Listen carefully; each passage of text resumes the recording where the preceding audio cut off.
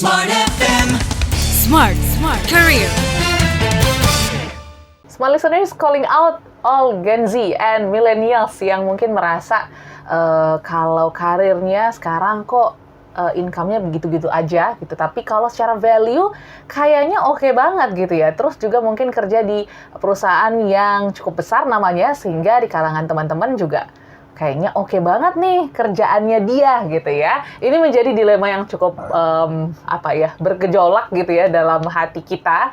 Apalagi kalau kita disuruh pilih gengsi atau gaji. So, pada kali ini kita akan berbincang bersama ahlinya. Ada HR Advisor and Executive License Trainer, Coach and Consultant. Ada Ibu Alexandra Aprilina. Hai Bu Sandra. Hai juga Audrey. Bu Sandra masih sering main sama Gen Z millennials nggak? Nah, anak saya juga Gen Z, Iya, millennials nih tahun ketiga kuliah. Oke, nah ini momen-momennya sekarang ya Bu ya, trennya banyak dari ya angkatan-angkatan Audrey gitu ya, yang bekerja mungkin nggak terlalu ngarepin gaji gitu ya, kenyamanan aja nomor satu, atau mungkin perusahaannya bonafit gitu ya. Padahal kan kalau untuk sisi kebutuhan kayaknya, wah ini nggak cukup nih gitu. Ini menjadi fenomena yang cukup baru juga. Gimana Bu Sandra melihat perubahan ini? Oke, itu sebenarnya wajar sih ya. Pengennya, mana ada sih orang yang selalu kan pikirannya gini, enak ya kalau misalnya gaji ya nggak apa-apa lah, pas-pasan, tapi kan gengsinya kantornya di SCBD, lantai berapa, gitu kan. Ketemunya sama orang-orang yang pakaiannya juga pakaiannya juga formal gitu ya. Kemudian multinational company nih gitu dan sebagainya.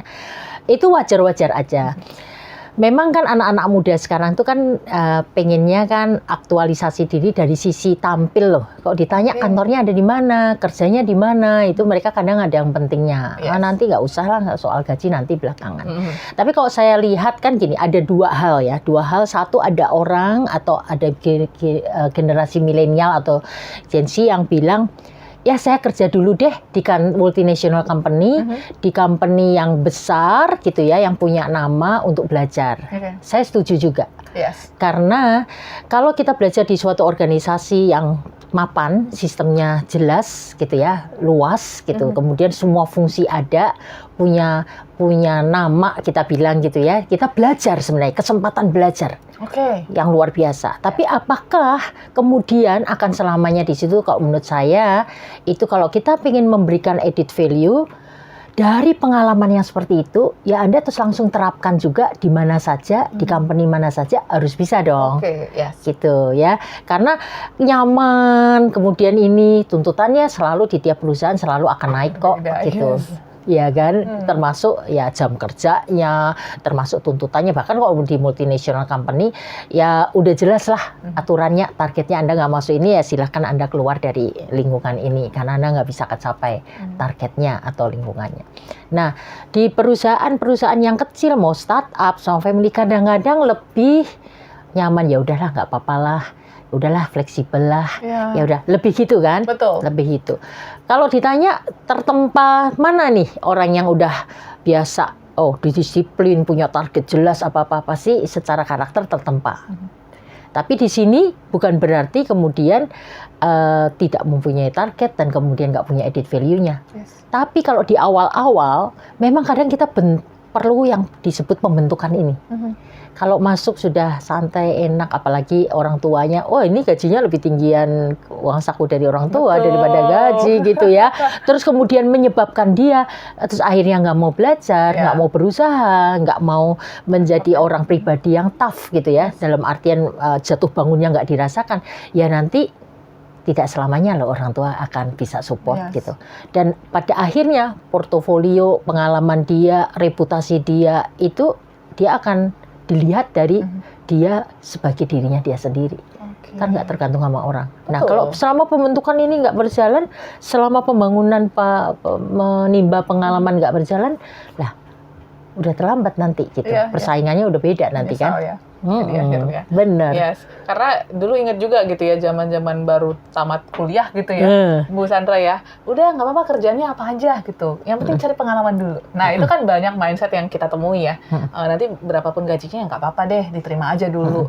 Sebenarnya berapa lama sih waktu kita bisa punya mindset kayak gitu, Bu, untuk pengembangan karir ke depan? Karena kan nggak bisa kita berpikir hanya gitu aja kan, pengalaman karena kita butuh pemasukan untuk menghidupi kebutuhan yang semakin besar, apalagi nanti kalau belum sudah berkeluarga, sudah punya anak dan lain sebagainya, Bu Sandra.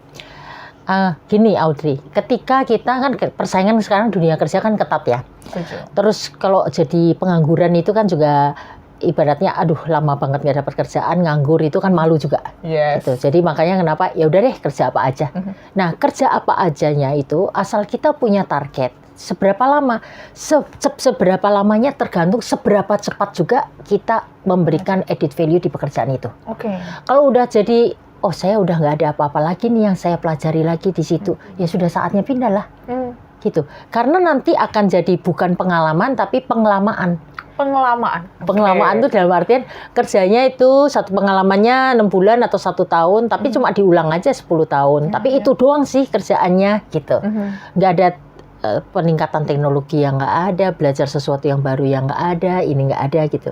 Nah, seberapa lamanya tergantung seberapa cepat juga kita terhadap pekerjaan itu memberikan value. Kalau udah saatnya belajar, perlu yang lebih tinggi lagi, perlu yang lebih besar lagi, perlu yang lebih kompleks lagi, ya saatnya itu pindah. Kalau kita nggak membangun ketika kita berada di bawah, nggak ada isinya, perusahaan juga akan bilang gini, apa ya kenapa saya meng-hire Anda? Kalau ternyata Anda kerjaannya sama aja. Terus ngapain kita juga pindah? Saya selalu bilang waktu sebagai HR VP juga, saya selalu bilang gini, kalau kamu pindah, mesti promosi. Mesti beda kerjaannya. Kalau kerjaannya sama, wah pindah, ya tetap aja. Nah, nggak ada bedanya kok. Malah ada udah nyaman, udah apa gitu ya. Terus sama juga di sana lebih nyaman, lebih apa gitu. Terus challenge-nya Anda apa? Kayak seperti karet, ya harus di stretch lah. Karena kita kalau semakin di stretch atau kita semakin punya target yang lebih, kita akan semakin antusias untuk bisa mencapai itu lebih baik. Ritme kerja itu mesti dijaga, value untuk apa yang kita bisa berikan itu perlu diberikan. Kalau enggak, kita itu nyaman kok, sama seperti kita mau olahraga gitu kan. Kita nyamannya tidur atau jalan atau olahraga atau rebahan. Ya enak rebahan gitu kan. Tapi itu lama-lama ternyata berat badan meningkat, ternyata penyakit meningkat gitu kan. Ya karena kita nggak mau usaha sesuatu yang udah jelas tujuannya baik, tapi kita nggak mau melakukannya gitu. Ya itu yang jangan sampai gitu. Kalau kita udah ritmenya dijaga gitu ya, artinya ritmenya udah biasa cepat, kerja cepat, lakukan itu. Kalau Anda 1 tahun merasa sudah bisa, udah mampu, udah cepat, ya ganti belajar yang baru, ganti pengalaman yang baru, silakan. Gitu akhirnya value pada akhirnya sih yang akan dilihat ya. Dia punya peranan yang lebih apa dari pengalaman-pengalaman dia sebelumnya sih. Iya. Dan mungkin gengsinya akan jadi luntur juga ya Bu ya, ketika kita sudah punya added value yang lain gitu ya.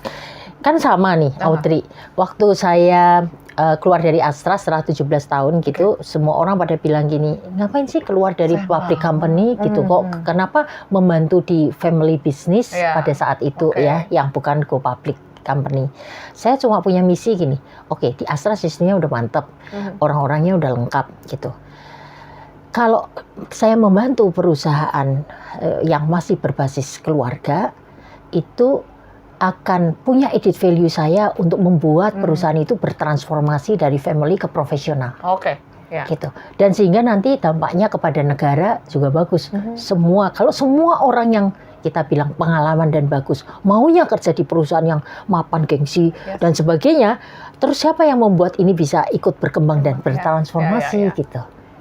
Iya kan, jadi kepuasan batinnya beda banget nih gitu. Kalau bantu dari sejak nol kemudian bertransformasi dan sukses, itu kepuasannya udah berlipat ganda lah. Nggak kebayang ya, pasti happy banget ya Bu Sandra ya. Betul. Oke, jadi ini yang mungkin sisi yang tidak kita lihat gitu ya, kalau kita pakai kacamata gengsi aja gitu. Betul, tapi kan juga gini Audrey, kalau kita kan kadang-kadang uang nggak penting lah, tapi Anda punya value nggak terhadap itu? Kan ada orang kerja di yayasan sosial, nggak ada uangnya kan? Tetapi dia punya happiness, dia punya value di yayasan tersebut, nggak apa-apa juga gitu. Jadi uang memang bukan segala-galanya sih, tapi Anda itu di situ memberikan value apa gitu. Dan Anda happy nggak memberikan value yang makin lama pasti makin meningkat gitu dan berguna, bermanfaat. Jadi nggak bisa patokannya juga uang semata sih. Iya betul, karena kan fokus orang beda-beda ya Bu ya. Betul. Ada yang memang benar mencari aktualisasi diri, Benar. ada yang memang mencari tambahan income dan lain sebagainya. Tapi yang pasti ini menjadi satu fenomena yang menarik dan masih terus berjalan. Tapi apa yang harus disadarkan kepada teman-teman yang mungkin sampai sekarang masih bertahan ya dalam pekerjaannya ya dengan gengsinya, dengan pengelamaannya, gitu. Apa yang harus dipantik nih pemikiran apa Bu Sandra? Selalu belajar sesuatu yang kadang-kadang hal yang baru aja.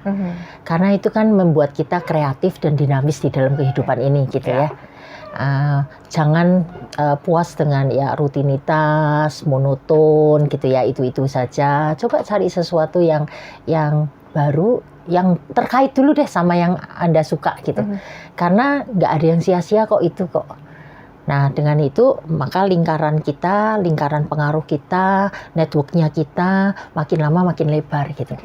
Jadi dengan makin lebar itu peluangnya pasti akan terbuka lebih lebar lagi.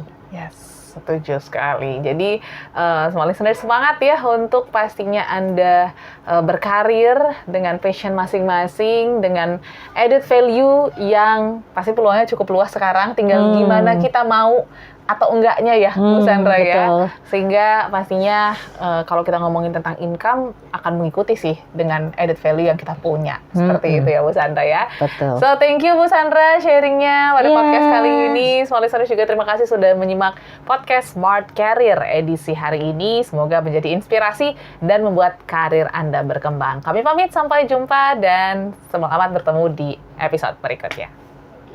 Smart FM. Smart Career. Make your future better.